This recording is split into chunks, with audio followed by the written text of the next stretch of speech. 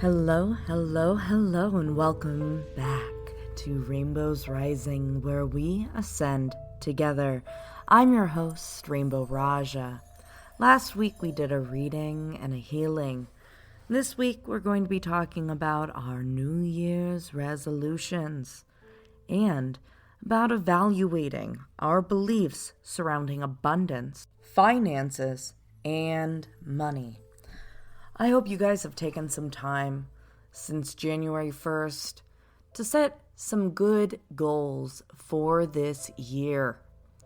I did take some time, come up with a list of goals I'd like to set for my business, a list of goals I'd like to set for myself and for my family, a list of goals I'd like to change some bad habits, because even I am not perfect. We're all here to ascend together, and I hope you guys are still working proactively to ascend to the next level of your being. So, my New Year's resolutions were actually to start my book, which I told you guys I started. I have several books in the making, but this one book, it's just kind of been writing itself. Since the new year, I've punched out about 60 pages, and I'm just going to keep going when I have time in between, some family visiting and kids' birthday parties and, all the things that moms end up doing.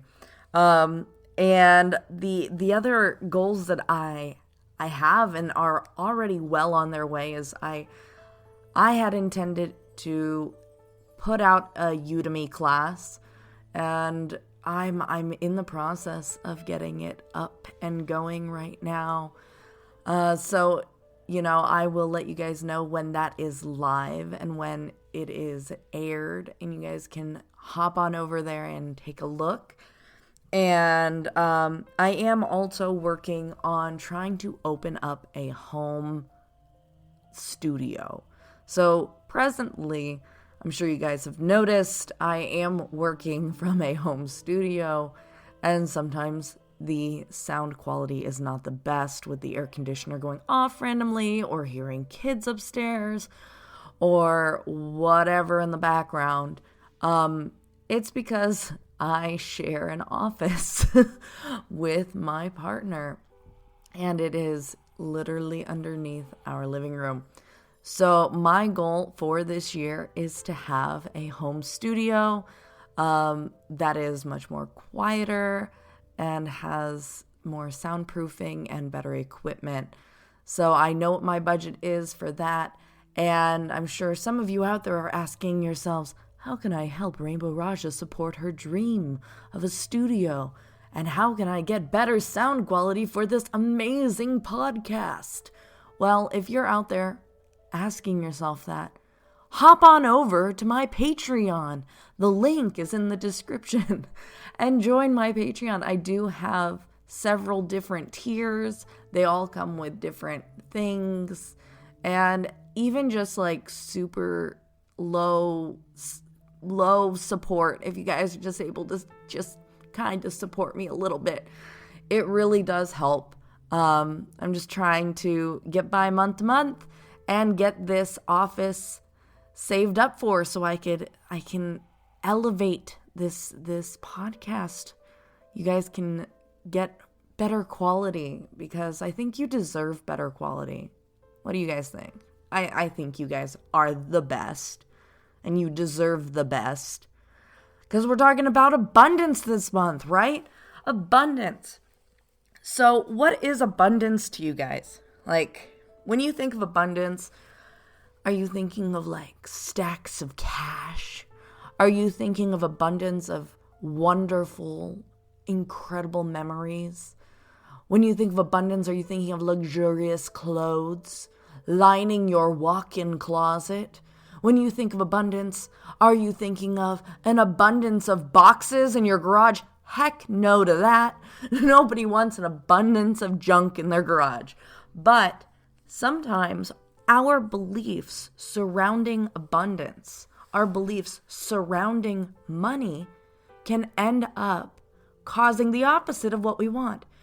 where you are focusing on abundance and you're thinking of so much stuff. I want to be rich enough to buy all the stuff I want.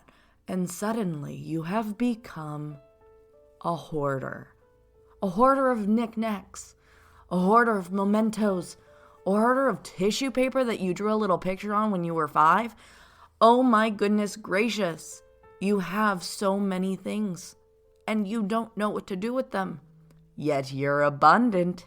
You're abundant, aren't you? So we're going to talk about how to set your New Year's resolutions in a healthy way where you are not creating a paradox, where you are not money blocking yourself from getting what you deserve.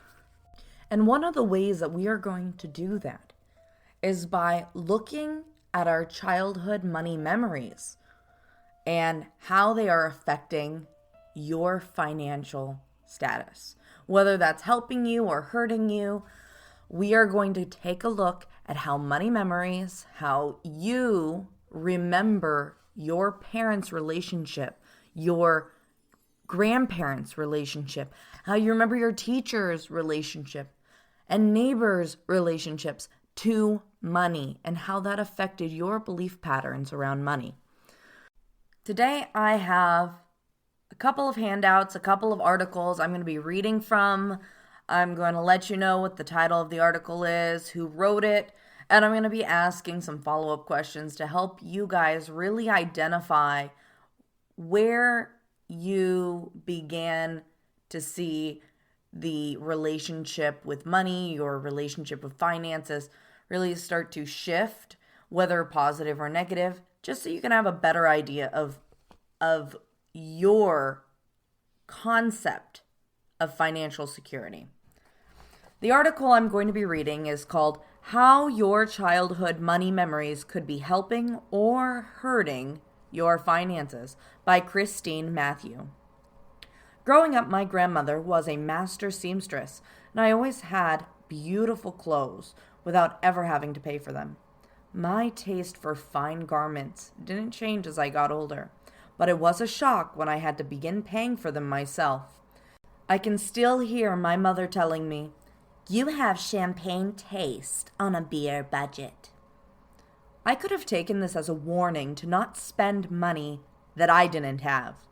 Instead, it felt as if I'd been told that I was no longer deserving of the finer things in life, which sent my sense of self-worth into a downward spending spiral. The consequences: $8,000 of credit card debt, along with disappointment, anger, and blame.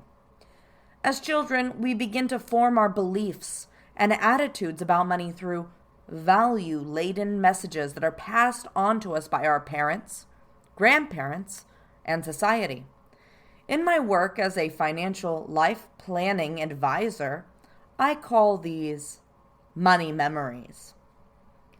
What money memories teach us? Delving into our money memories helps us to gain insight into the things that we have consciously and subconsciously influenced how we think and feel about money and how we handle finances. In order to move forward and navigate life with greater financial confidence as adults, we must look back. After all, a belief is nothing more than a thoroughly practiced thought.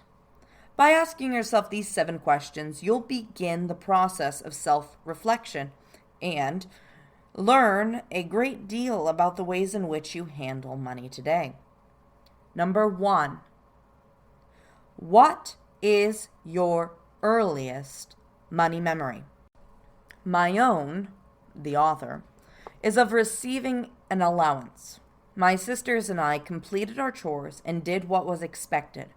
Yet there was a point in time when we were no longer compensated. The work continued. The payments stopped. I realized many years later that my penchant for intermittent work and my lack of a steady paycheck echoed this experience. I thought my work wasn't good enough for a steady payment, so I didn't make it a priority. I'm going to go ahead and throw in my own 2 cents as Rainbow Raaja here.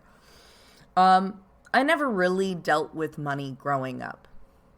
I heard my parents complain about it a lot, and they were always bickering about who made more, like it was some kind of a competition. And my understanding of money was that we never had enough, even though it seemed like they were constantly buying things. So when I finally was given the opportunity to have an allowance myself, I kind of never got paid. My mother would come up with a chart and she would show me all of these responsibilities and give me an understanding of, oh, these are my duties, and I would do the duties, and then I never got paid. And so I never wanted to work because my work wasn't worth anything. And it was much easier to not work and have my mom do everything and get a little bit of side, complaints on the side and never ever get compensated, never have to deal with that. So for me, I have always struggled with money. I have always struggled with thinking I deserved money. And when I had money, I didn't really have an understanding of whether or not the money I had was good enough or whatever. So as I've worked on my own understanding of finances and abundance, I have been able to shift a lot of this. I still have so much more to go, but I have started valuing the time I put in and the work I put in when working with clients, when working one-on-one with people, with working in a school setting. Even here, I've started asking you guys to subscribe to my Patreon. So I have started to value my time, value my energy. And that took many years for me to start to shift that belief pattern. Okay? So let's move on to what the author continues to say. What can you learn from your own earliest money memory? Is there a connection that can be made between this memory and your current behavior? Okay? So you can go ahead and consider your first money memory and try your best to see the connection between then and now. And I can tell you, I see a lot of connection from my own experience and from when I was growing up to now. Even with this podcast, I don't do any ads for this podcast. So I don't get paid anything, yet I'm having to pay for the platform and everything to put it out. And I think that also stems from this belief pattern that my time and my effort, that my energy will just go unrewarded. So why even try? Why even bother? And so I have started to announce in the podcasts, reluctantly at first, please join my Patreon. Please donate to my PayPal. Please book an appointment. If you can, if you feel obliged to. That is how I am starting to value my time, value myself, is to request that from all of you beautiful listeners out there. Number 2, how was money used in your family? How was money used in your family? Was it mainly used as a reward? To punish? Was it just to survive? Was it used to impress? To control? To help others? To have fun? To buy love? Reach goals? Or something else? Think about how your parents used their money towards each other. My parents always argued who had more money, who paid more of the bills. No, right? So this was some kind of control, who was the head of the household kind of thing for my parents. But my mom also spent her money when it was just me and her to have fun. We'd go to museums. She would spend money throwing little get-togethers, and she'd really invest a lot of time and energy into making it look very nice. My mom is a great party planner. Like, her parties should be in movies. They're so remarkably elegant. I can't believe it. Just to give you an idea of that was my experience with money, how it was used in my family growing up. The author says, I have a client who grew up having only positive experiences with money. She earned an allowance and sometimes a trip to the ice cream store, and her parents donated to their church and community on a regular basis. By having no financial struggles or hardships as a child, my client developed a positive, constructive view of money and a strong foundation for wealth. I can tell you that is not my personal experience with money, but can you imagine having grown up with those kinds of experiences? Maybe there are some people out there who did grow up with those kinds of positive influences on how they see money, how they experienced money growing up. So just take a look at how money was used in your family and how that might affect how you use money today in your relationship, in front of your children, how you see receiving money from other people, right? What do you spend your money on? How do you use it, etc.? Number 3, what was your family's financial status? Did you consider your family to be rich or poor? Why? Once you have your answer, the next question to ask yourself: what does being rich or poor mean to me? This will help you define what true wealth means to you. Does having large sums of cash make you wealthy, or is it being wealthy synonymous with being happy? So, as I had stated before, my parents had money. I knew we were middle class, but they would always say that they had no money, that we were poor, that they were struggling, even if that wasn't really the truth, even if they were not being the most responsible with how they were spending their money or whatever the case may be, right? So when I really think of what rich versus poor means, the imagery in my head is like drastic. We're talking rich people with their like huge crystal chandeliers and the big ballrooms and the sweeping, elegant wood staircases going up to their incredible stained glass windows and, just huge mansion houses, right? Versus being poor, it's like being in a third world country with no bathroom, being absolutely starved, like on the cusp of death, with no floor in your home, if you even have a home, like living technically just like kind of on the street with no clothes. That is how drastic my concept of rich and poor is. And what does that mean to me? Like, where do I see myself on that scale? Where do I see myself wanting to be on that scale? Like, where is my true happiness beside wealth? Is being happy and being wealthy the same thing?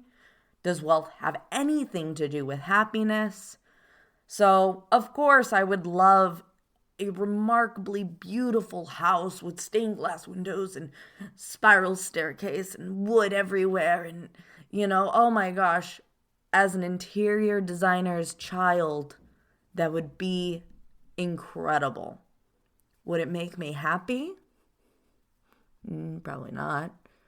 What would really make me happy is feeling safe. Feeling safe among the friends I keep. Feeling safe with my partner. Feeling safe for my children. I think that would make me very happy. And we're not talking safe money-wise for me. You know, we're talking in general. Like, do I need to be wealthy to provide safety? To an extent.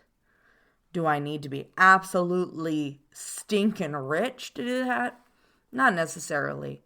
Money doesn't hurt. But, you know, doesn't fall in the same alignment as happiness. So, moving on to number 4.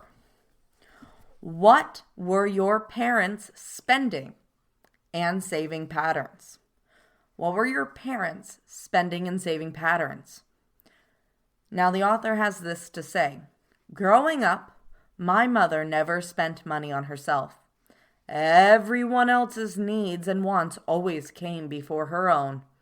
Now that I look back, I realize that her self-deprecation made me feel less valuable. If she didn't deserve treats, neither did I. So I did the opposite, becoming a compulsive shopper to prove that I was deserving. Family, money, baggage is a serious thing.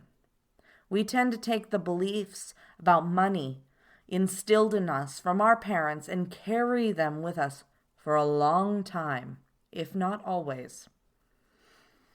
So, my parents, when this is me, Rainbow Raaja speaking, my parents spent, like I said, a lot of money. We would go eating out, we'd go do fun activities.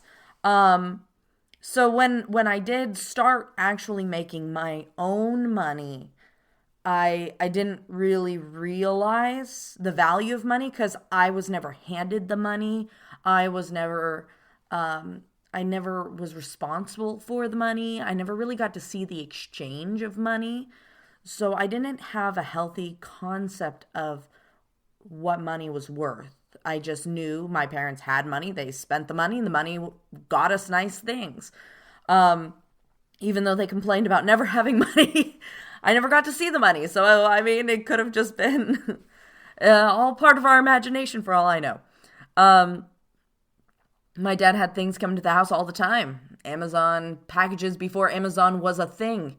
You know, we're talking when Amazon was still a bookstore, you guys.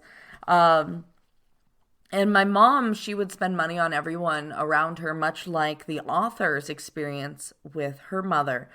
But my mom did also buy jewelry for herself, or she'd buy nice things for other people.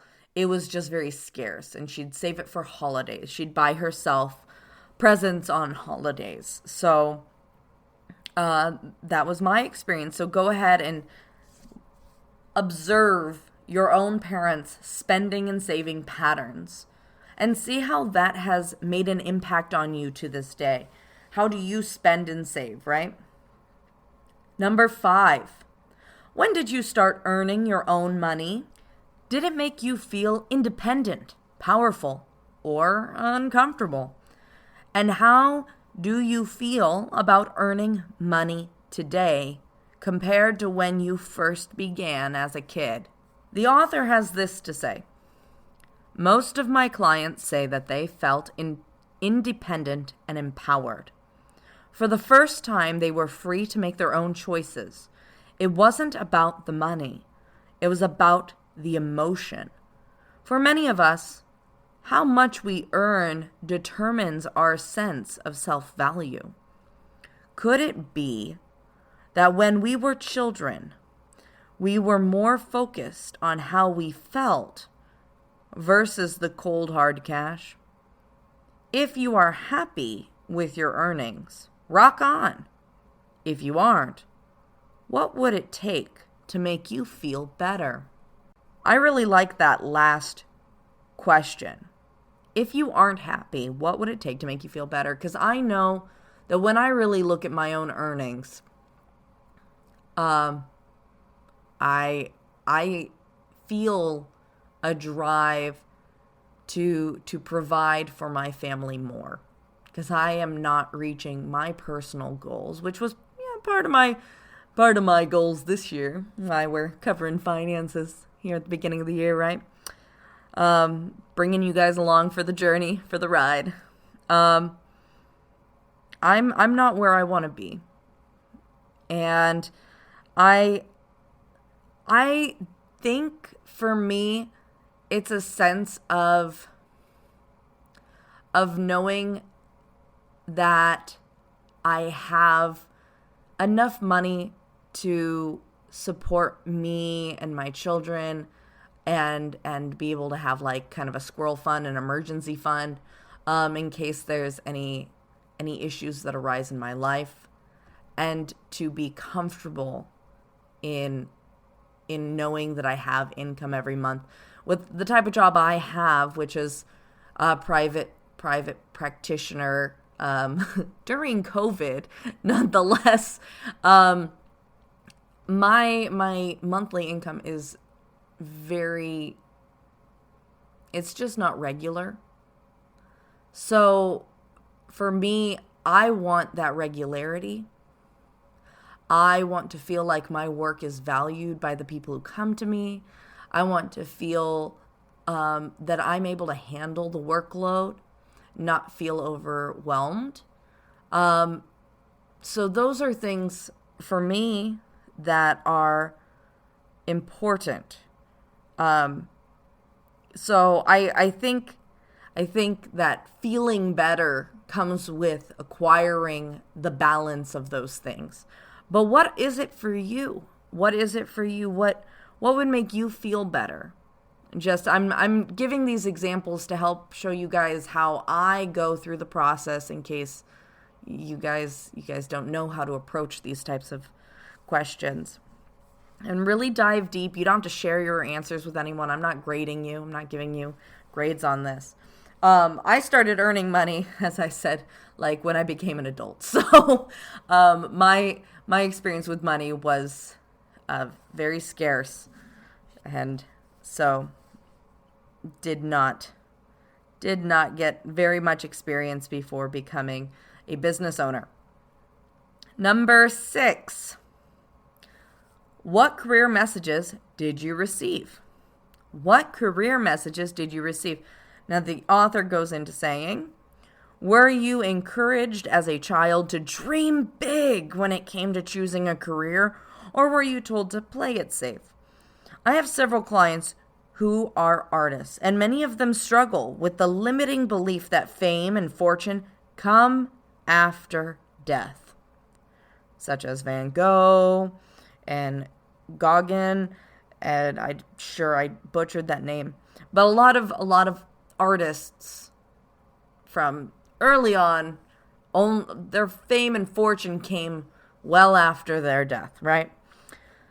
That during their lifetime, they are doomed to starve. How is your career or vocation valued? Not just by yourself, but by society, by your parents. I know society sees body work, massage, and self-care as a luxury, something that only the most elite can afford. And unfortunately, that shows when people come to me and say they can't afford my services, that they really struggle to afford things in their lives, yet they have enough money for things like Netflix and to go get their hair done, their nails done, and to go buy a nice car. And some of those things are necessities, yes, but to go shop on Amazon and spend $2,000 on Amazon every month, whatever the case, where is your career or vocation in the eyes of society, in the eyes of your parents? Do your parents value where you ended up going? Do you value it? Do you see it as a luxury? Do you see it as a hobby?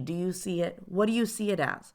because I believe very strongly that how we see our profession, how we see our vocation really starts to build how others see us too. Even if we, like I said, people see massage and body work and self-care as this luxury. Do I personally hold that? No, I think it's a necessity. I go and I get a massage as often as I can. I go and get these services as often as I can. That's usually several times a month when we aren't in lockdown.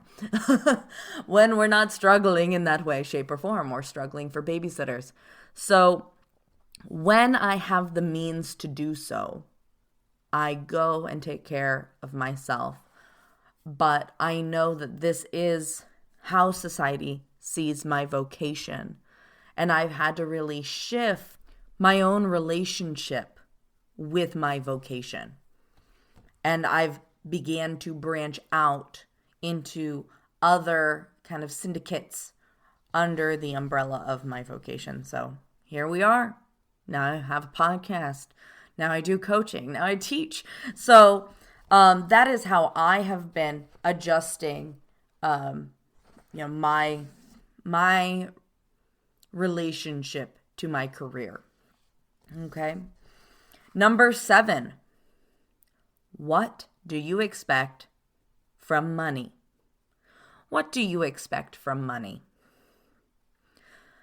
The author says, one of my personal affirmations is, I want enough money to do what I want whenever I want.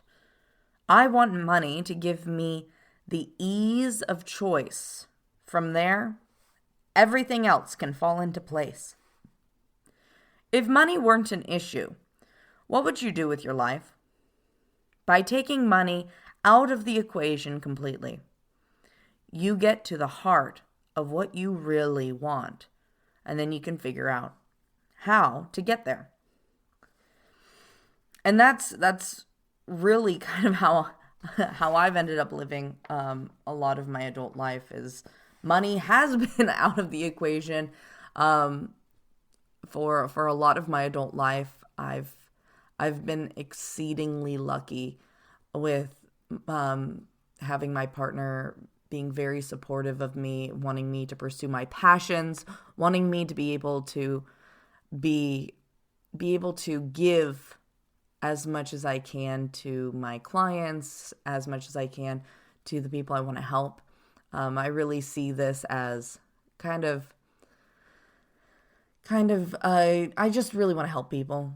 I don't really need to make money for helping people. I would love to find a place where I make money, but I was really lucky to have this partner in my life, to have my parents at the beginning of my early young adult life really just wanting me to pursue my passions, create art, create music.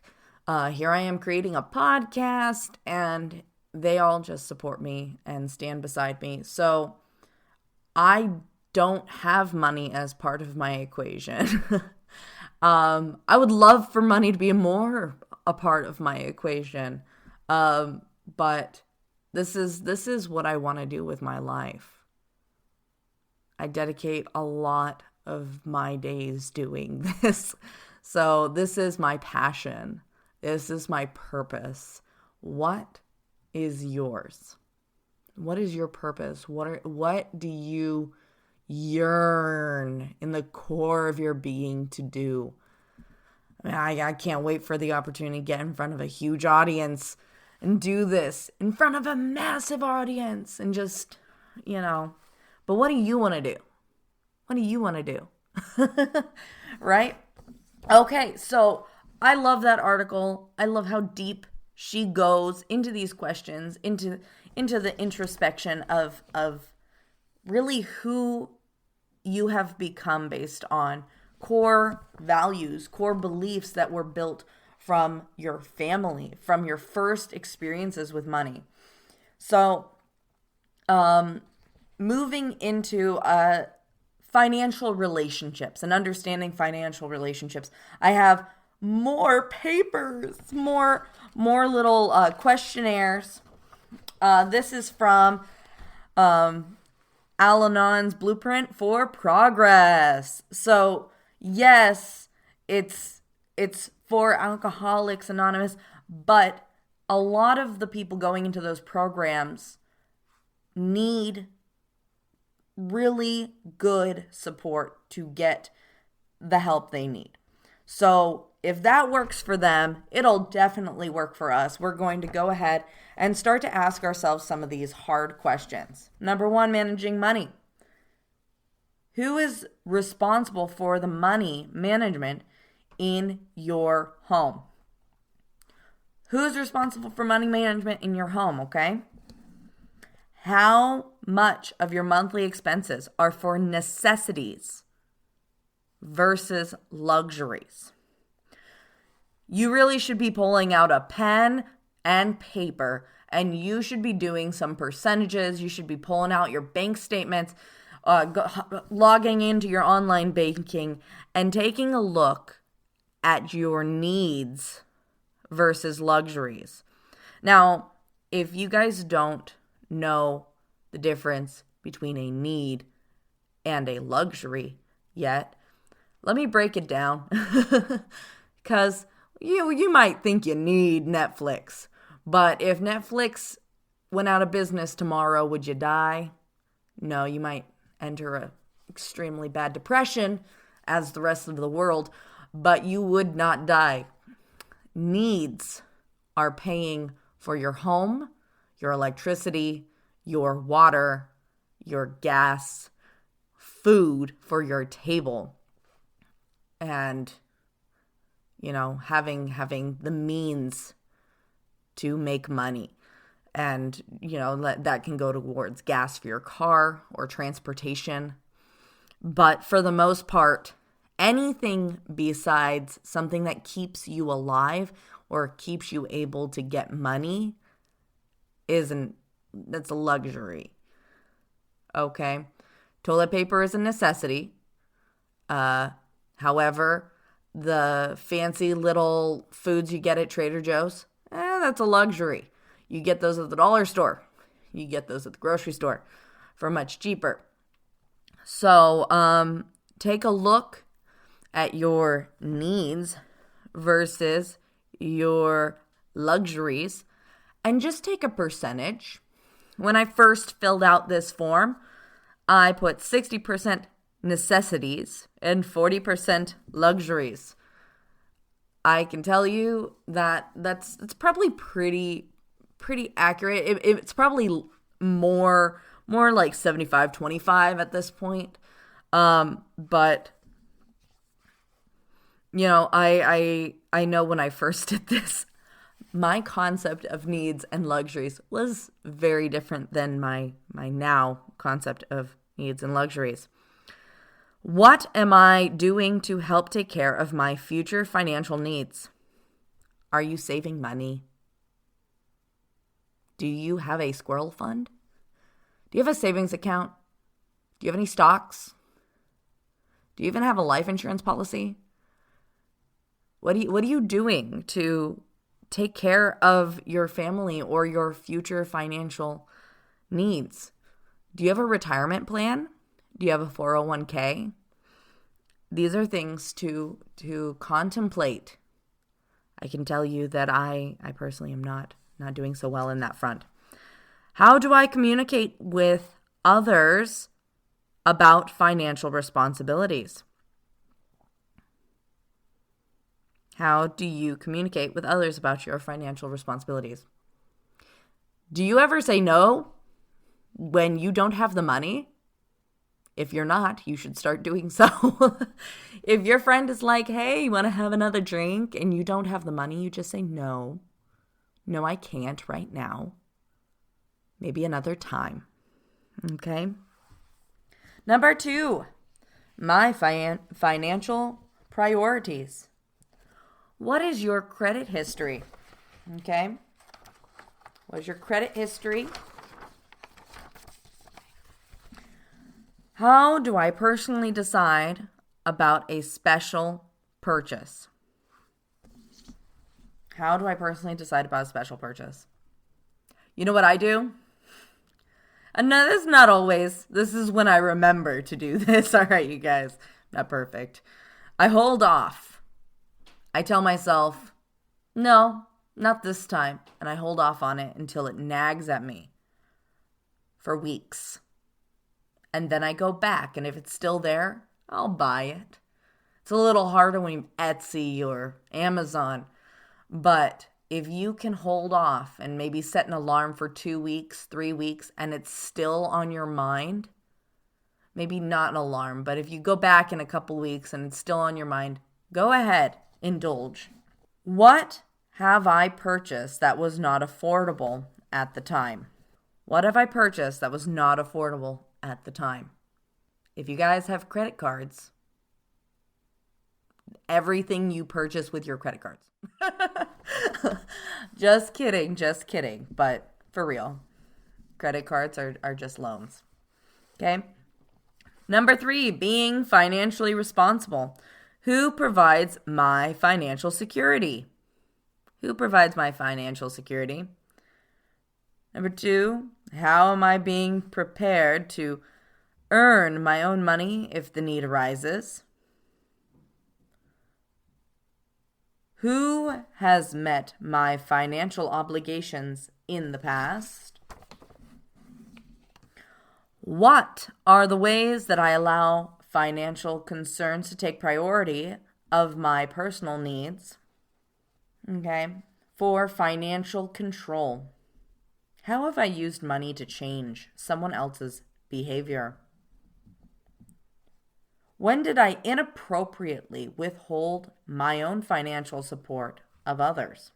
And even though this question is not on there, when have you withheld your financial support of others for their own well-being? Or when could you have? I think that should be thrown in there, especially for AA people. Like, when have you told your friends no because it wasn't for their best good? I have done that. That's important.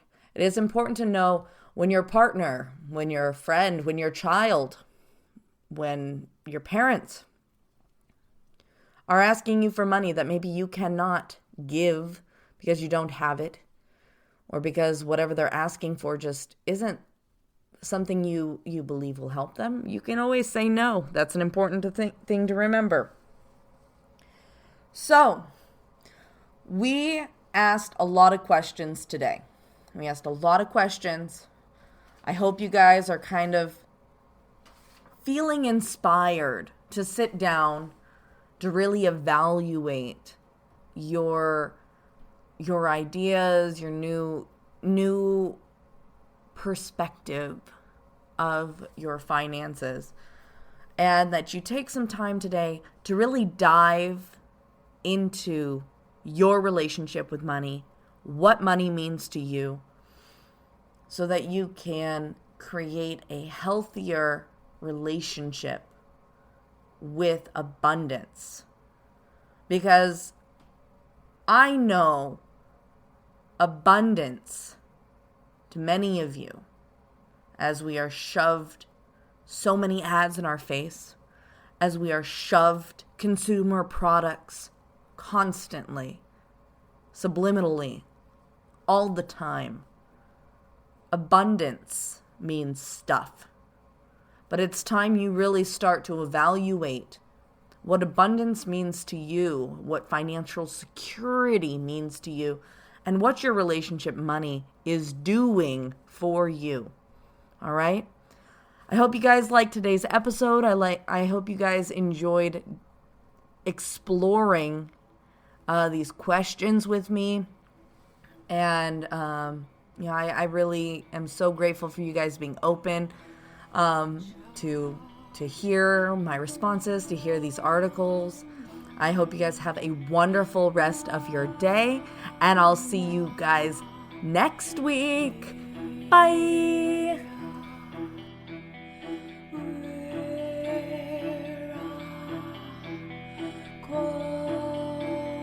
Child.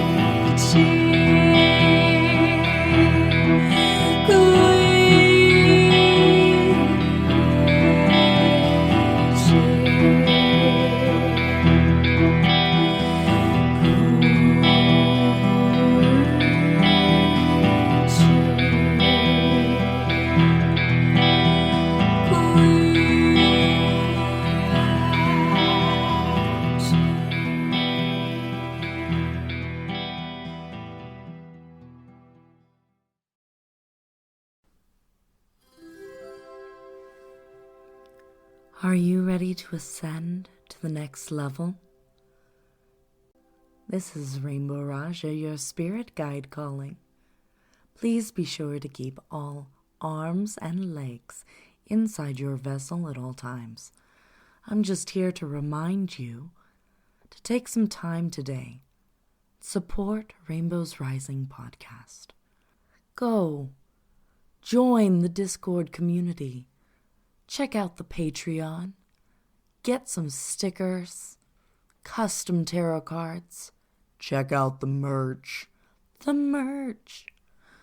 You know you want to. Go connect with Rainbow Raaja. Maybe even get a session. Who knows? Your support helps make this show possible. And she loves to support you. Help support her too. Once again, this is Rainbow Raaja, your spirit guide, guiding you to your ascension.